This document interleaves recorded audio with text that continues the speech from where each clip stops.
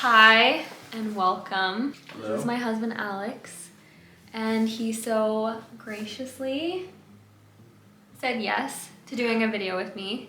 I said yes. I said yes. I recorded 2 whole videos and none of them had audio. She was pretty upset. Yeah, I'm pretty sad. So we've had this kind of on our list of things I wanted to do together. I came up with, I think, 5 easy questions. I like easy. Maybe not easy. They're not easy, but questions that came to me easily that I thought you could answer.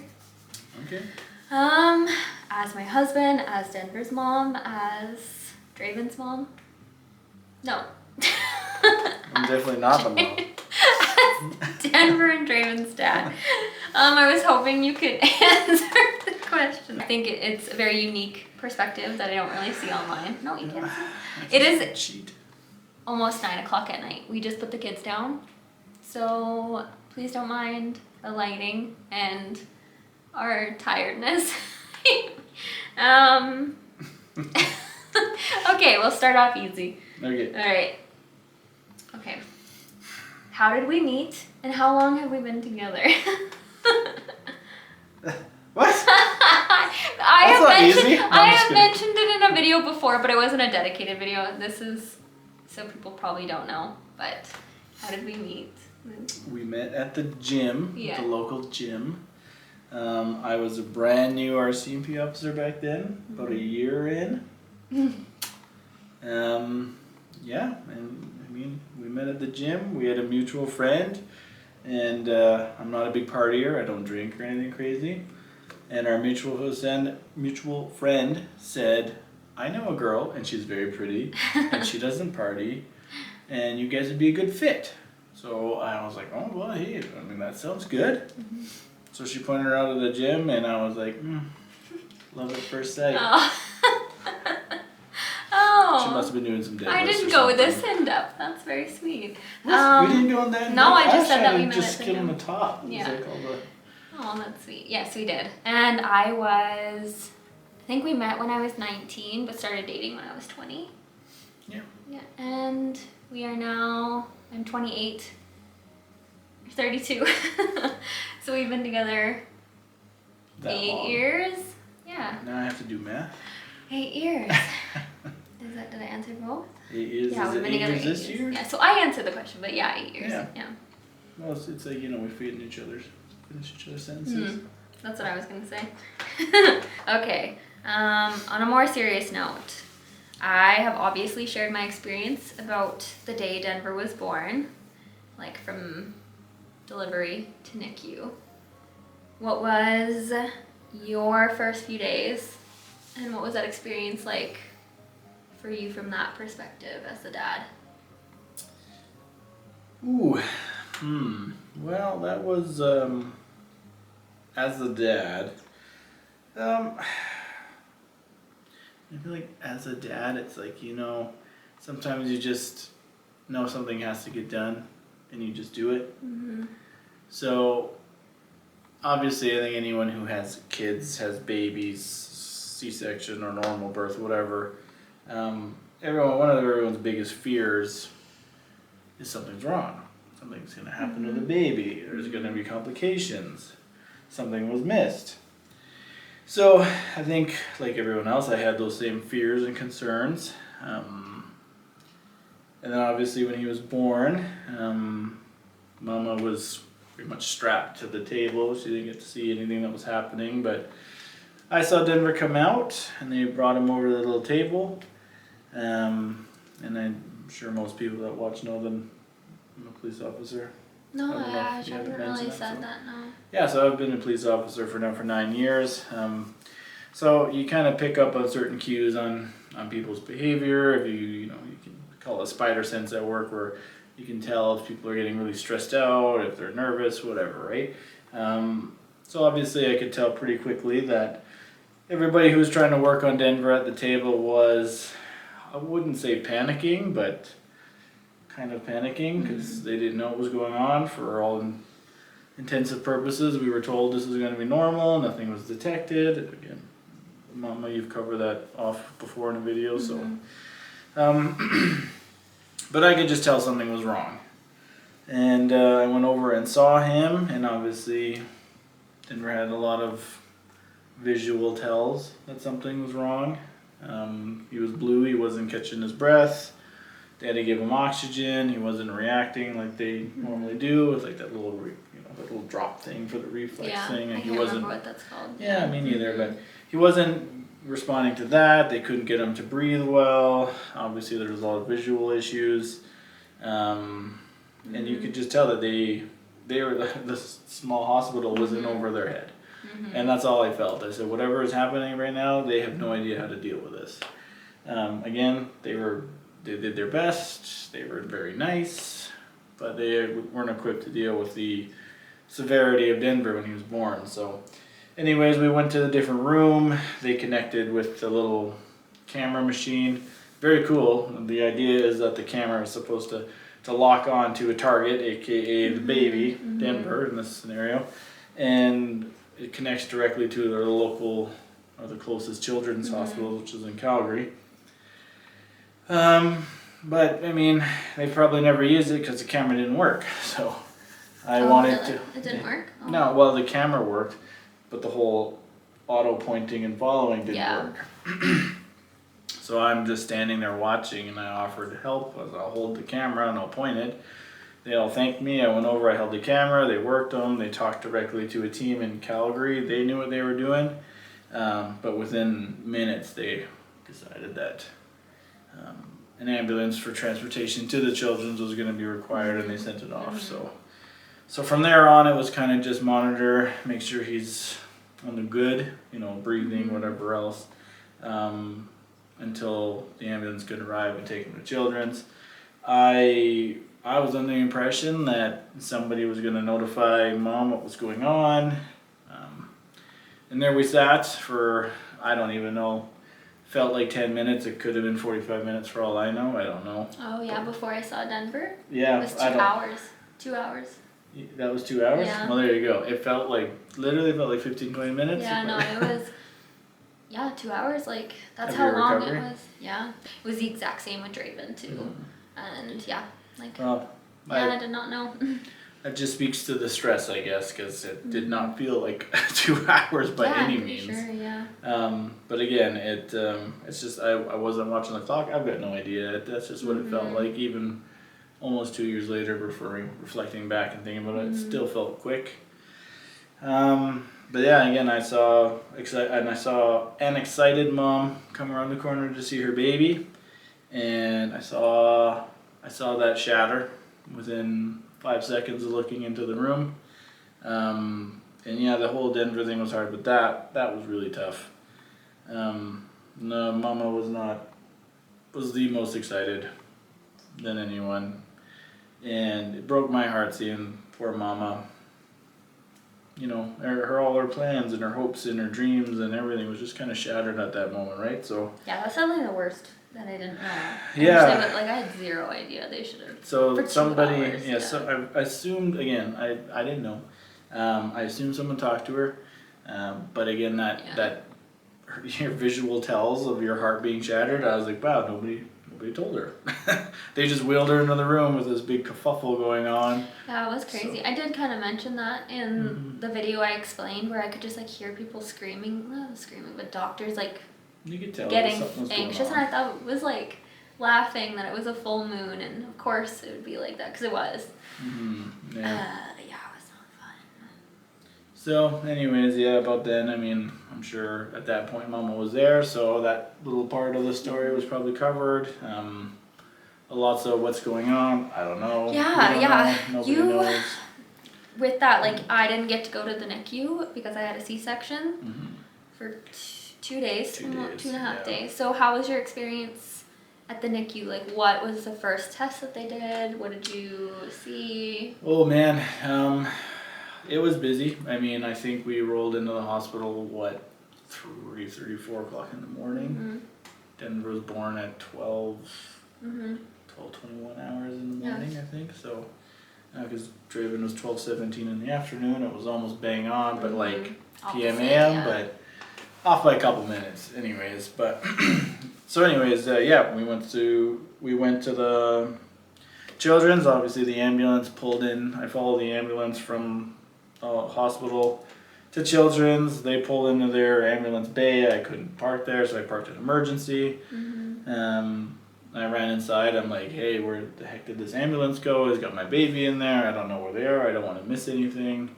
They were fantastic. They were great. They brought me there themselves. Who was ever at the front there? Anyways, yeah. So by the time I got upstairs, they were strapping him into the bed, and there must have been 12, 15 people in that room. The whole team was probably in there. Which, was that just an emerge, or did they take That you was to up the in the unit? NICU.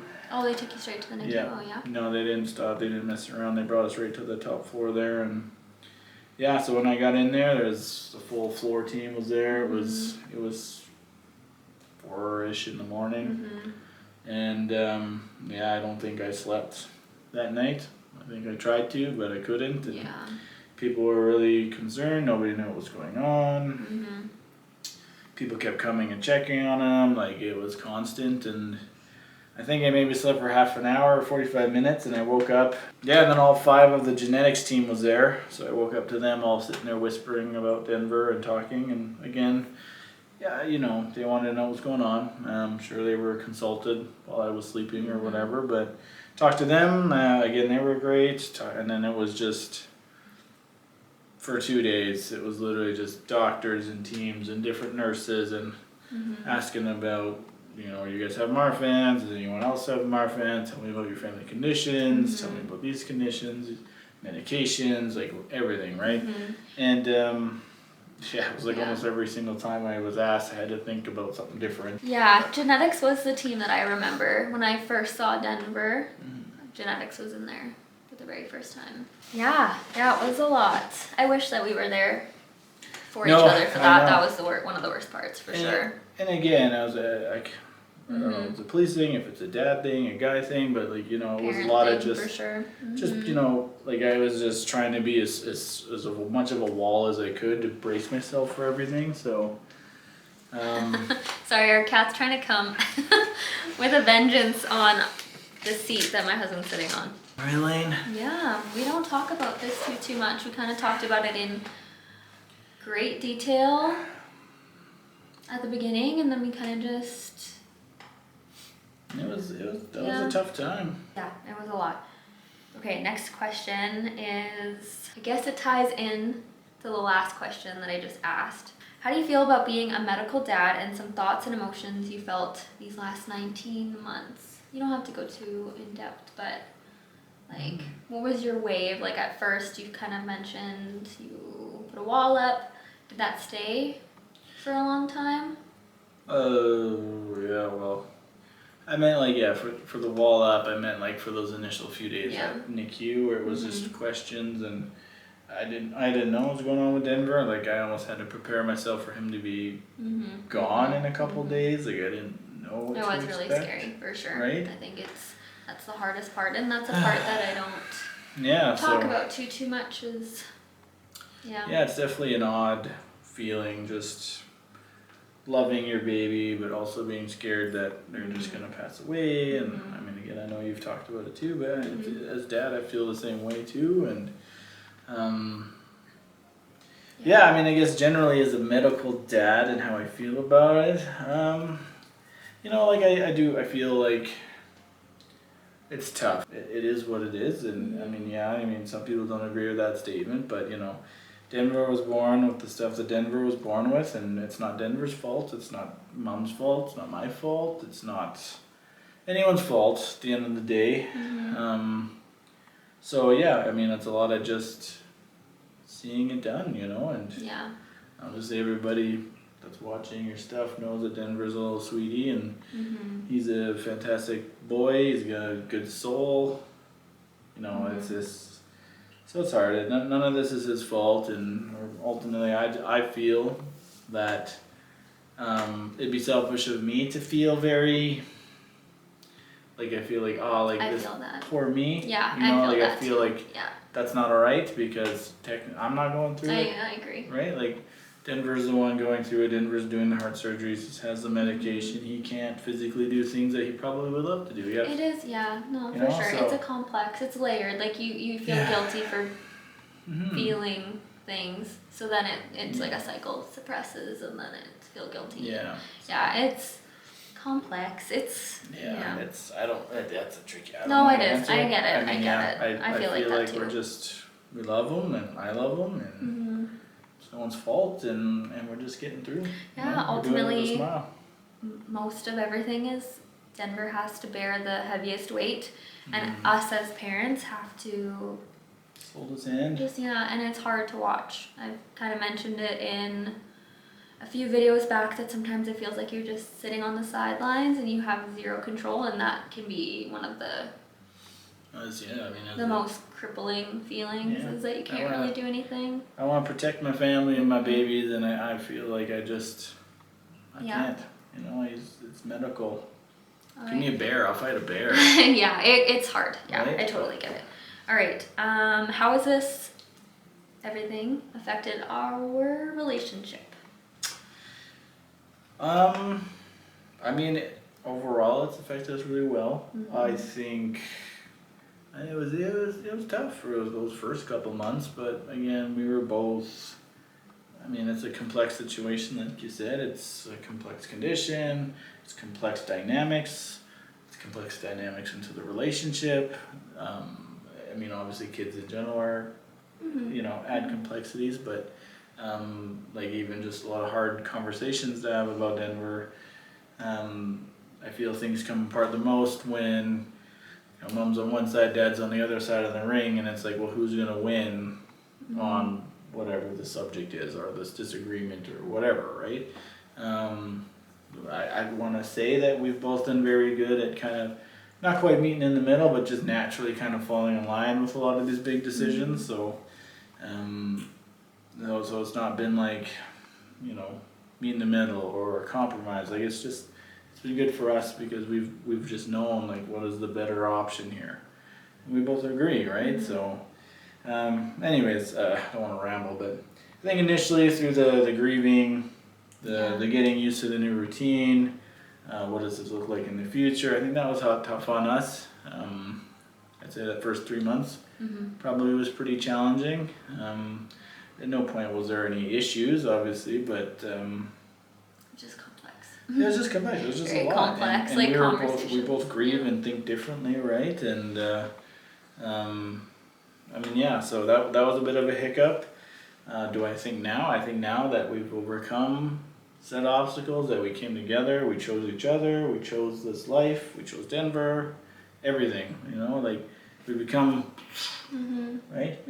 And so I would say that Denver has ultimately made us better, And And that actually ties into my next question, actually. Oh, Yeah, okay.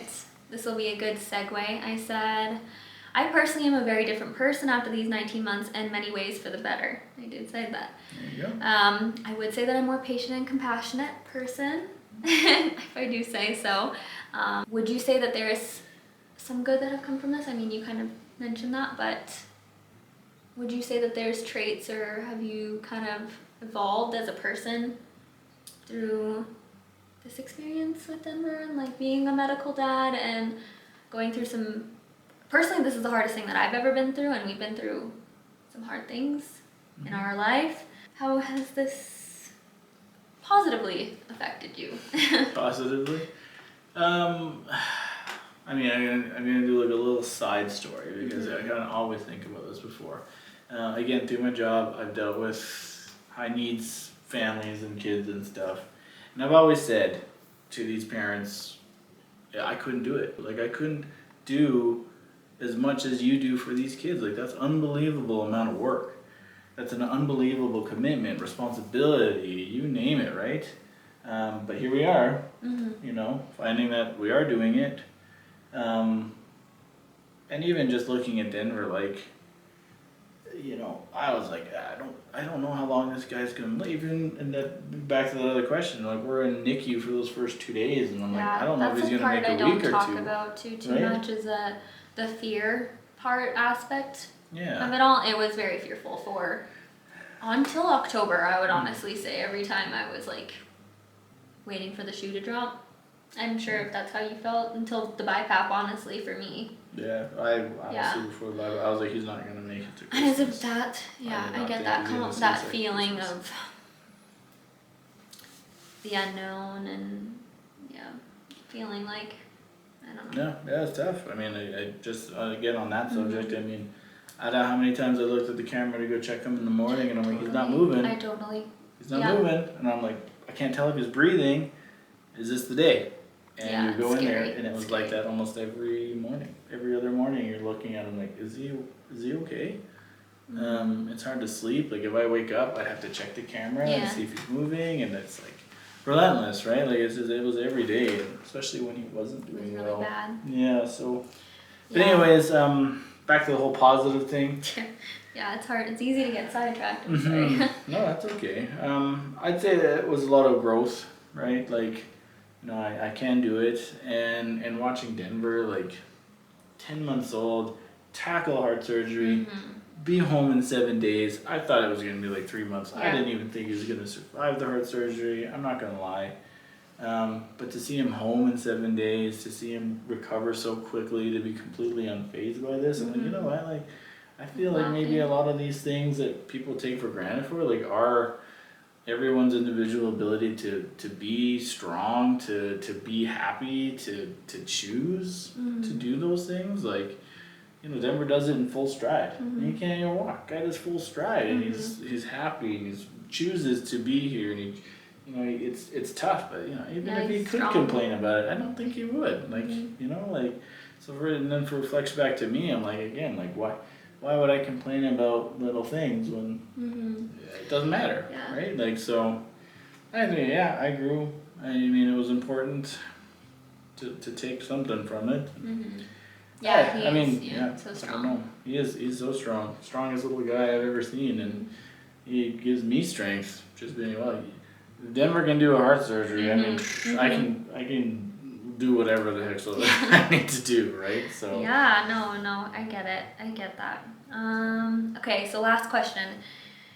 Is there anything that you would tell fathers going through something similar? Say it's their first video that they're seeing after they find out that their child is diagnosed with something, or you know, it doesn't have to be as complex as Denver, and even preemie, any NICU, any hospital stay with a child can be hard. What is something that you would tell them if you have, if you have any? If you don't, that's okay, or if you can't think of anything.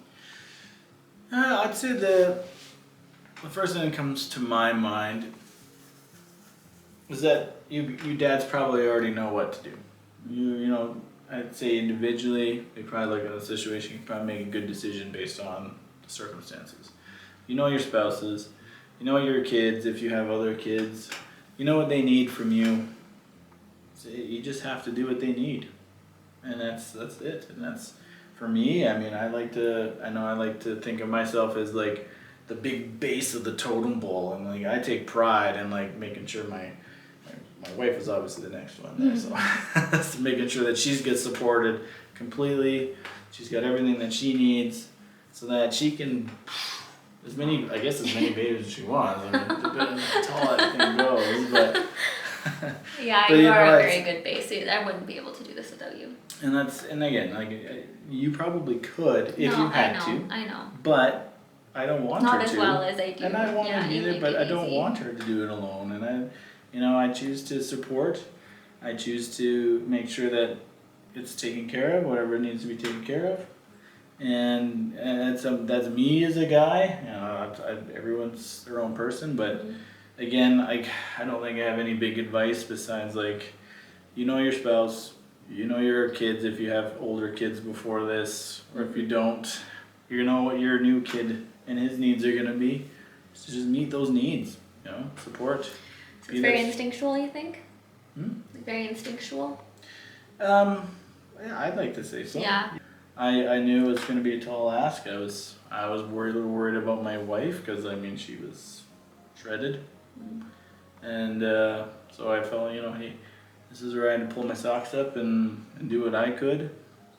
But I mean, Mama figured it out without Dad. It's too much. Yeah, it wasn't fun without I you was for just sure. here. It wasn't fun without you. But yeah, I am glad we got to do this. Yeah. Yeah. If you guys have any questions for us, specifically for him, I would love to hear them. I just came up with some that I was on the top of my head or that I've answered, maybe having, so you can hear my perspective and his perspective.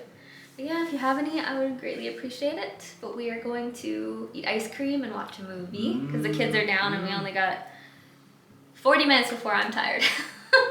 I'm at 10 o'clock, 10 o'clock in bedtime. So I greatly appreciate you watching and we'll see you guys next time. Bye. Bye. Let's hopefully the audio works on this one.